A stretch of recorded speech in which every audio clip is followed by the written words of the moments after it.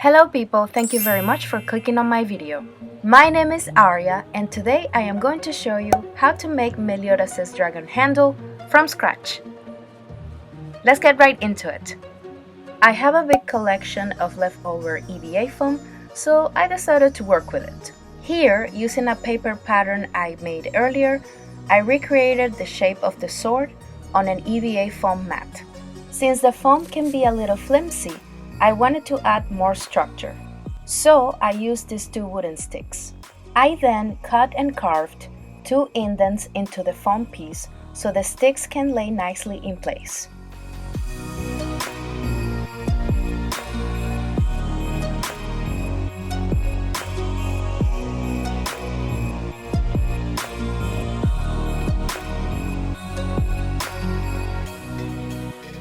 Okay, so now it's time for the high density EVA foam.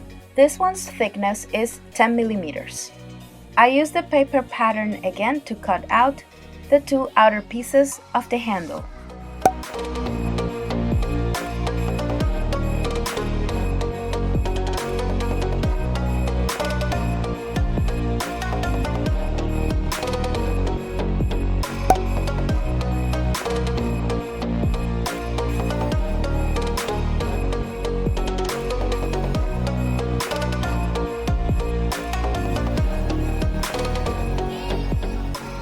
Alright, here are all the pieces and this is how they will go together. It's sanding time! Here I am using my Dremel tool to further carve the middle pieces indents for the wooden sticks, and later to clean the edges of each foam piece.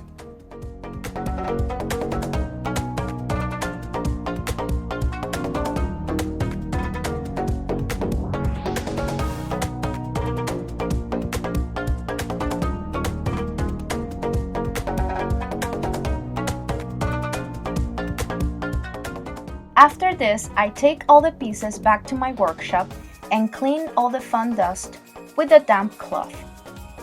I use contact glue to attach the wooden sticks into the beds I carved for them earlier. And finally here I am gluing all three pieces together.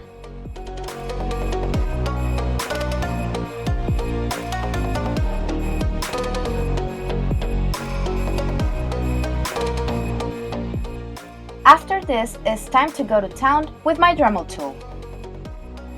I am sanding and smoothing all the sharp edges and cleaning all the evidence of how messy I was with my foam cutting. This is so satisfying to do, but it takes so much time. And the foam dust flying everywhere is not exactly the nicest thing either.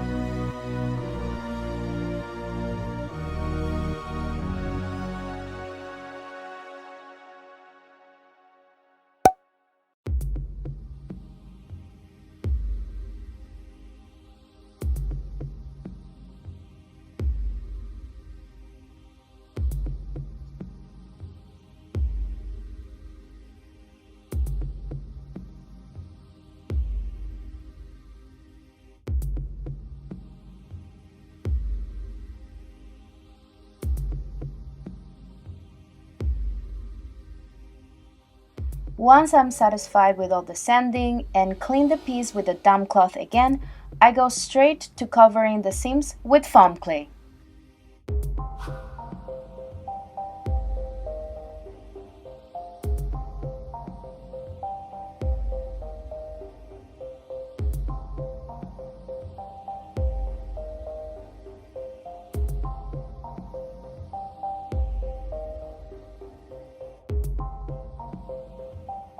I then let the piece dry for a whole day. At the time of recording this part of the video, I already had a DIY sanding box. Here I am using it in my workshop for the first time.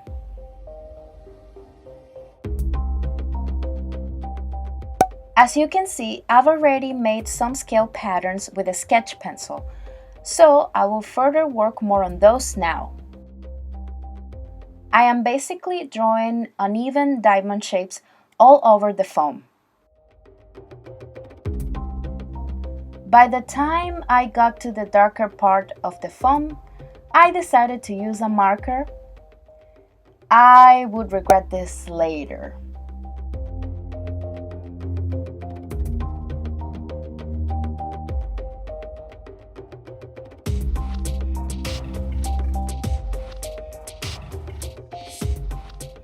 After I finish drawing all the scales, I'll show you why it was a very bad idea to use a marker on foam.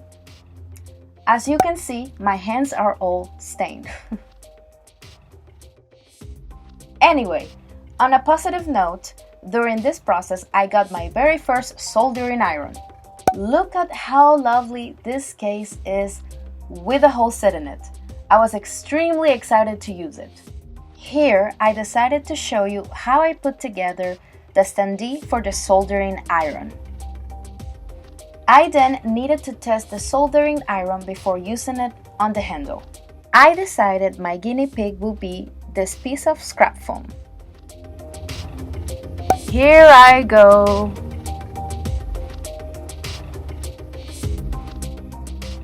The sponge you see on the standee is meant to be wet so you can cool down and clean the blade in the middle of your projects.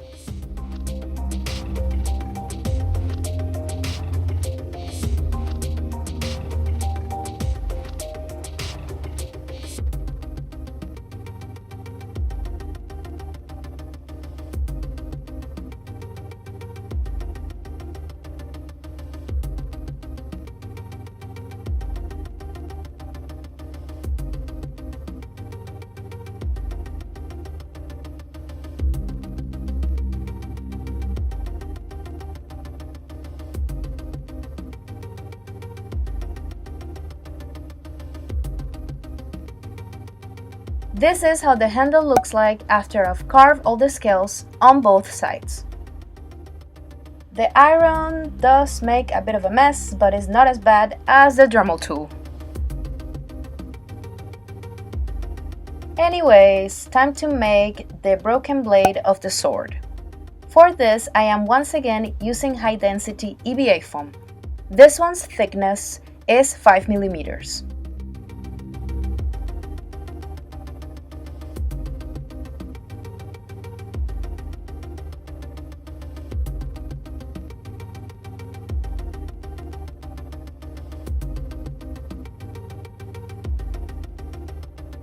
After I sketched the entire shape of the broken blade, I cut it with an Exacto knife.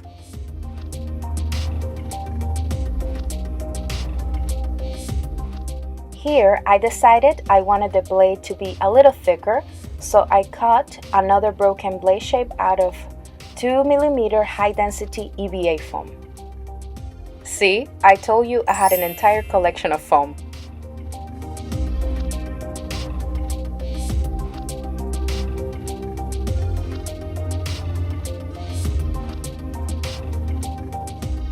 Okay, this thickness is perfect.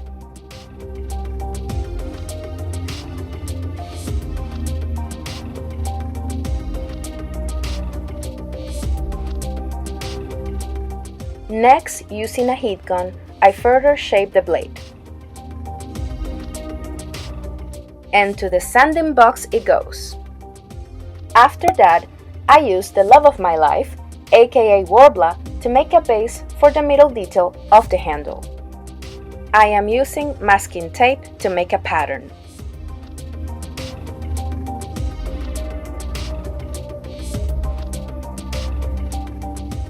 Then I cut the shape out of black Warbler.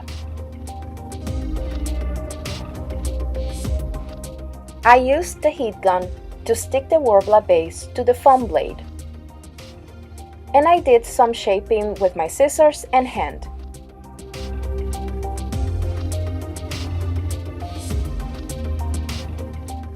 Then I made another masking tape pattern for the center handle detail.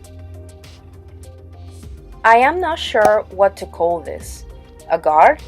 It doesn't look like a guard to me. If you are a sword expert, please let me know what this will be called down in the comments.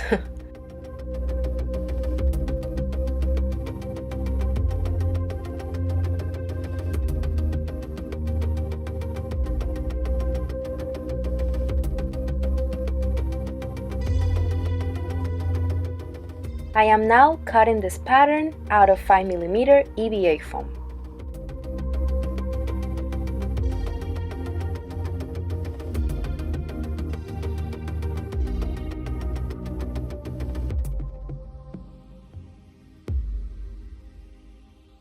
And using my heat gun, I shape everything into the right place.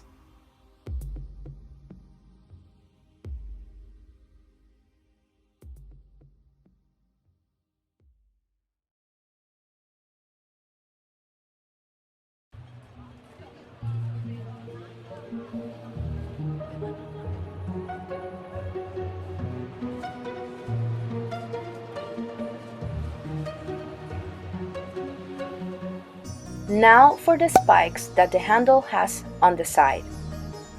I am using a wooden stick to create the initial base structure. I cut 3 sticks into the same length.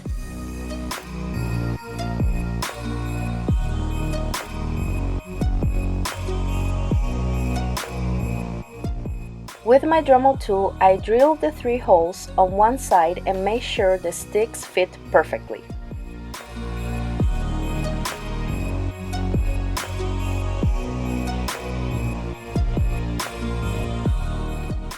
After this, I took the sticks to the sanding box and shaped a little point on each tip.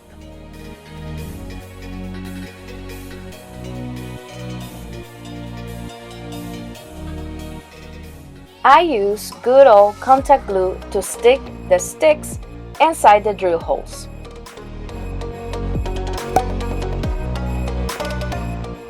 Bringing out the leftover warbler, throw random small pieces together and use this to give more shape to the spikes.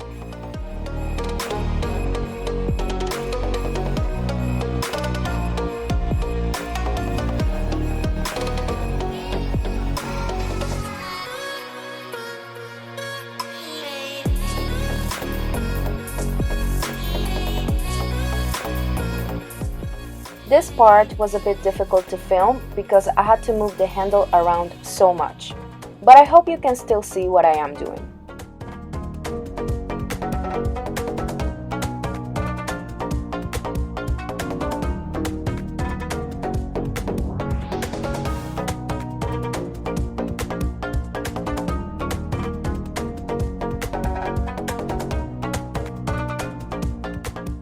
And here they are, 3 cute warbler spikes.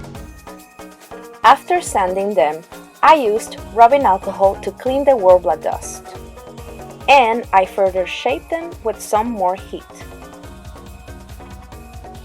Okay, this video ended up being longer than expected, so here is a second part video with all of the painting process. Come on, click on it. I will see you there.